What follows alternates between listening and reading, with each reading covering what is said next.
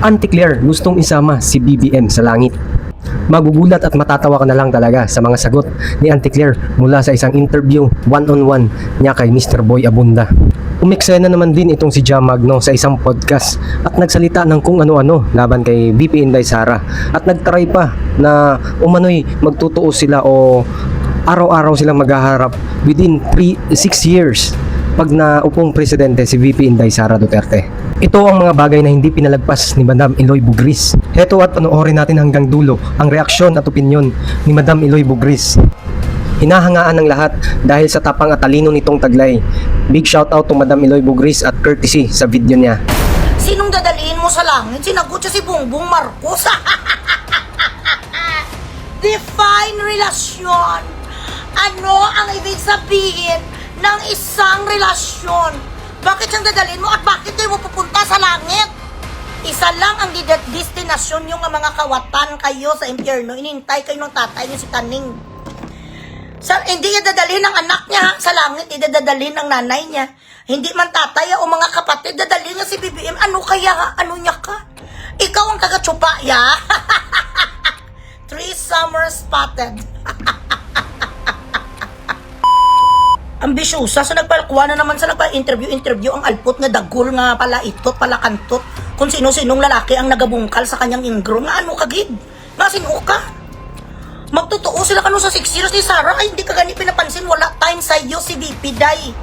Masama ang loob mo kasi akala mong bilatsing Eloy ka. Everything that you give should be a trade-off. Kaya nag-campaign ka sa kanya, akala niya bigyan sa bigyan sa lugar sa Malacanang. Bakit ka bibigyan ka ng lugar sa Malacanang, yung diputa? Kaway ka ni degree. You are a dropout. $1 whore, a cunt. And morally speaking, hindi ka naman pwede naman maging proud sa iyo, si VP Sara. Isa kang kabit. Ang bilatsing Eloy mo nakaagaw ka sang tarugo. Yan palang gani ang imo nga status quo in life. Isa kang basura at aso ka lang bilatsing Eloy sang tingog noon kag ni Romaldes nga ngayon din kick out ka na. Amo pala na ganing status mo yun di puta ka bilatsing Eloy nakakamag-alpotology. You knows high ka na kung sa mga Arabic pa. Amo nakapangusang ilong gani yun di puta do sisino ka na mag-asta. Dagdagan but VP Sara is very smart. She didn't see any humility in you and benevolence. You are not even prudent at all. Why would you want to put somebody who is fucking arrogant, someone who does not possess loyalty? She smelled your bullshit 500 miles away like a shark could smell blood. Siyempre, bilatsing Eloy abogada, nasa marunong, nasa ma-profile. Gusto niya maglagay bilatsing Eloy sang unano nga undin nga dagol nga tagakwan. Tagaguwing bulilit sa kabinete. Ito ang ginasama sa loob mo. Di sana kung well connected ka. Bilatsing Eloy, amo na yun di pota ang imo nga press release na ikaw ay close kay Yeda kay Romaldas. Bakit hindi ka nila malagay sa Malacanang alpot? Kahit pa lang sana taga-ula ka sa basura o taga-stapler ka sa bibig sang isa makagagagaga nga si Claire. Amo na lang ang pagyayabang mo. May maupod-upod ka kay Claire sa Iloilo. Akala siguro nilablam affected ko. Mamamatay rin kayo kasi hindi yan loyal sa inyo. Gagamitin lang kayo niyan, iboto nyo siyang presidente at kakalimutan kayo pagkatapos. Sasabihan lang kayo at hindi ko naman hiningi ang tulong nyo. Yun, okay. So, pumunta sa syudad ko ang dalawa kang mga sinto-sinto na hindi naman nakakain ang kanilang mga putay on a daily basis. There is nothing to be jealous about. Sa dalawang sinto-sinto, isa ka taga-going bulilit, kagang isa si Sisa. Ano ang iselo sa mga bilatsing Eloy? Si Claire din interview ni Boy Bunda do alipong do contestant saya bala sa linggo ng wika. Hindi ka marunong mag-English gidyan no. Boy Abunda was addressing you and using English language to maintain the integrity and the image of his show. On the other hand, ikaw, Claire, sinto-sinto nga alput ka nga tinagurian ka pa namang abogadang bilatsing Eloy mo. Saan ka nag-aral yun di puta nga mababang paralan sang Santa Clara? Hindi sa nagasagot sang English do alipungoy tinanong sa ni Boy Abunda. Given the chance, if you're going to go to heaven, sabi din sa Incho Zero nga kalbo nga agi, sinong dadaliin mo sa langit? Sinagot siya si Bongbong Marcos. Define relasyon. Ano ang ibig sabihin ng isang relasyon? Bakit siyang dadalhin mo at bakit kayo mo pupunta sa langit? Isa lang ang destinasyon yung mga kawatan kayo sa impyerno. Inintay kayo ng tatay niyo si Taning. Hindi niya dadalhin ng anak niya ha? Sa langit, idadadalhin ng nanay niya. Hindi man tatay o mga kapatid, dadalhin niya si BBM. Ano kaya ha? Ano niya ka? Ikaw ang taga-tsupa, ya? 3 summers spotted. Ay, wow! Grabe kamukha mo si ano? Si Catherine Bernardo, wow! Kamukha mo si Jackie mo. Mukha na uy, kiruki-rupi. Kamukha si Catherine, uy, grabe. Feel na feel sa sinto-sinto. Nag-injection ka ba kanina, Atiban? Nung kin-interview ka ni Boy Abunda, nag-Atiban ka ba? Sandali lang, tinanta ditong interview sang gagagaga. Nabuang-buang. Buba. Punta sila kanong sa langit, di BBM bilat sing iloy mo. Feeling ko siya ning kirida, siguro siya ning taga-jakul ni BBM. Churos ang hangag yun. How far would you go to defend the president? As long as we will be telling the truth. As long as we will tell the truth. Ay, bilat sing iloy. How far would you go to defend the president? As long as we will be telling the truth. Hindi naman ako pwede magtanggol kung may ililihim tayo na mali. So, as long na alam ko ang ginagawa ng Pangulo ay tama, Yeah, di po. magtatanggol ko. Bilat sing. Hypothetical. Alam mo na hindi na tama. Would you still stand by the president? I will tell him. That's not correct. That's wrong. Let's make an action on that. Do you have that kind of a relationship? Sasabihan ko po ang Pangulo. Nabibigyan ko po siya ng advice. Bilat si Eloy, grabe! Nabibigyan mo ng advice ang isang Judet? Ano niya ka, how? Advisor niya ka? Advisor niya ka sa social economics? You are a spokesperson. It means ikaw ang kanyang mikropono. But that doesn't mean na ikaw ang taga-advise niya kung ano ang nangyayari sa society. Kung ano ang dapat gawin natin sa ekonomiya nating nag-quicksand. Nabibigyan ko pa siya, so meron kayong close relationship. The only thing that is a sign sa mga tao na parehos mga spokesperson is to try to manage the damages that is around the corner of Malacanang. Spokesperson does not have, or it's only limited to say on behalf of the president or to make sure that he looks good. His image is well maintained in a very classy and plastic way. Wala doon nakasaad kahit saan mo basahin bilat sing iloy ka na advisean yung presidente sinungaling ang bilat sing iloy abang ginatsupa mo saan advisean mo sa anong advice mo sa kanya ang dapat sa ating bayan BBM ay ikulong ang lahat na hindi sumasang-ayon sa iyo. Ang dapat sa mga tao na nagrereklamo sa iyong pamamalakad ay dapat nating tugisin. Lalong-lalo na sa nangyaring lindol sa General Santos City. Kailangan ay paimbestigahan kung sino ang may kagagawan sa nangyaring lindol. Dapat ay managwat dahil itong lindol at pagwasak sa mga gusali ay meron dapat managwat, Mr. President. Hindi pwede na ganun kalakas ang isang lindol kung walang isang tao or mga tao na nagsabotahe sa lindol na nangyari sa Mindanao. So dapat ito ay unahin muna bago ang mga flood control dahil maraming mabubukayo at mabibisto, Mr. President. Ang dapat na gawin natin sa lahat ng mga perwisyo na nangyari sa Jensan, tanungin natin si Jesus Christ at si God kung sino ba ang kanyang binigyan ng karapatan na lapastanganin ang ating mga gusali sa Jensan. Mr. President, kailangang panagutin ang sino man na may kagagawan sa lindol na nangyari sa General Santos City. Wala akong sinasabi ng mga pangalan, ngunit at datapwat, ako man ay magkakaroon ng tinatawag nating conference call kay God, kay Jesus Christ. Tatanungin ko kung sino ang binigyan nila ng karapatan para ganituhin ang General Santos City. Kailangan pa imbestigahan daw kung bakit ganun ang lindol bilang sing iloy. Saan ka kumukuha sa teorya mo, huy adik? Huwag mo kasi kinakumbine ang shabu sa store. Hindi kinakumbine bilang sing iloy ang metapitamin sa asiton.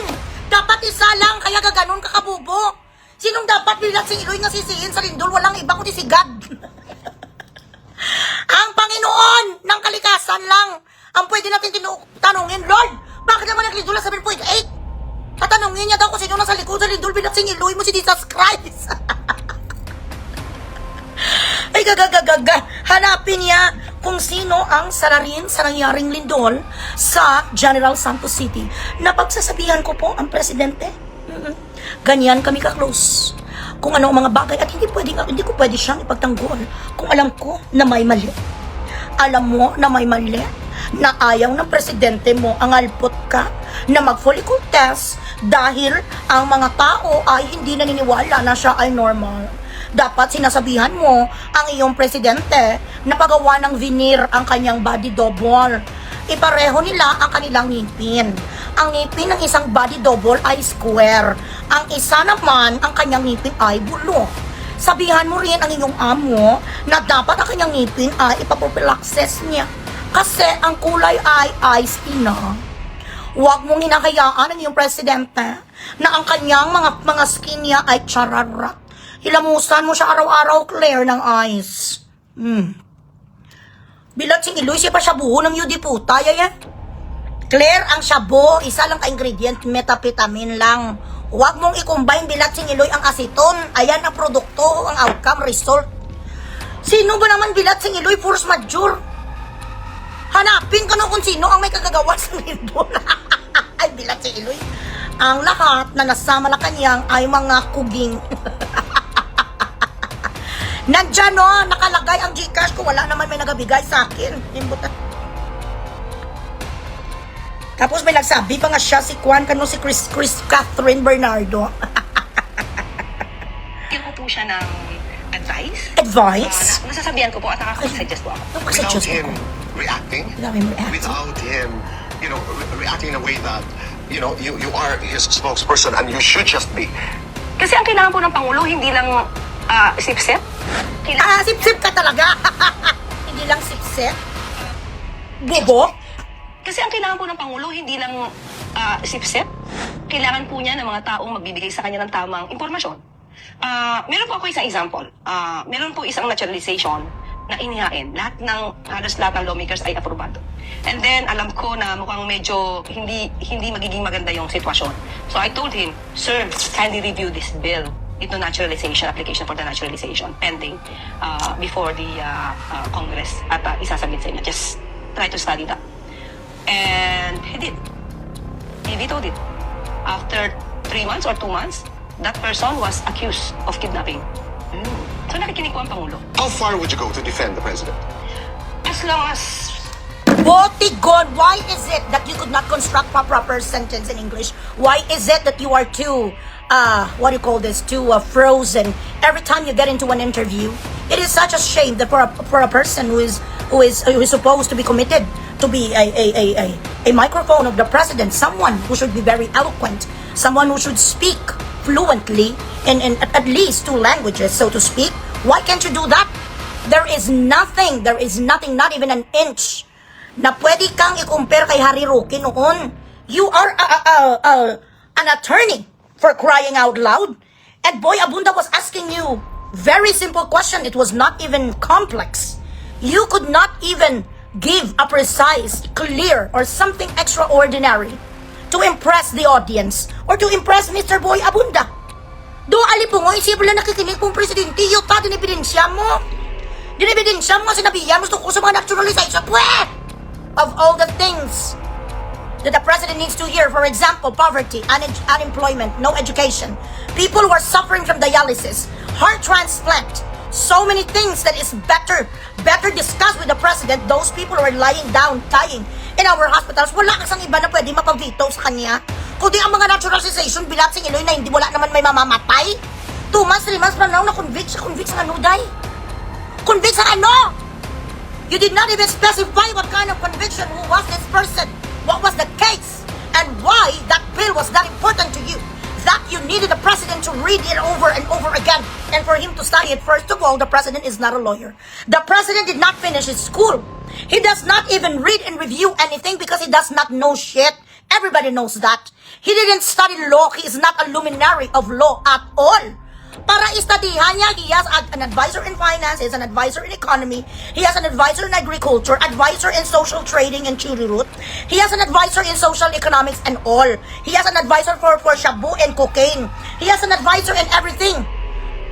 Lahat na ginagawa niya, doon nagagaling asawa niya, abogada, sa iyo sa makinig. Liz Satanas is an active teacher of law and at the same time a lawyer herself. Kung may isang tao nga dapat mag-review, ang bilat singiloy ka sa mga bill-bill na yan, dapat ang asawa yung abogada, hindi ikaw. Gahuliday ka mo? Nasisipin kayong dalawa ni BBM nga para ikaw mag-advise? Bilat singiloy ang assignment mo para ka maging aso magtahol. That is all.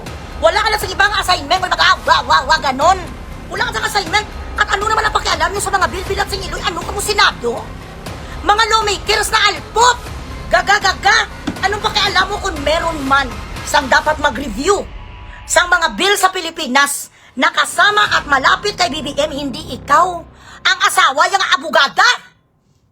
Abno? Paano si BBM mag-review bilang singiloy sa umaga, tulog, sa gabi, gising? Saan dada siya magre-review kay gaamula na sa nga gaamula every time mo, kamangusin mo? Gaga. Bak sa bagay, alam nga naman sila mag-hire sa matalinong tao, hindi nila ma-manipulate.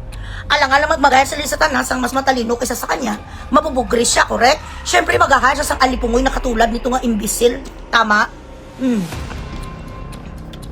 Sinungaling siya, siyempre. May lawyer ba na hindi sinungaling? Share the live. Ang mga stars dagdagan. That would be an insult to Lisa Tanas herself if her husband goes somewhere else to have a review if this and that is okay or this and that should be changed or whatever. At anong pakialam na sa mga loyal po?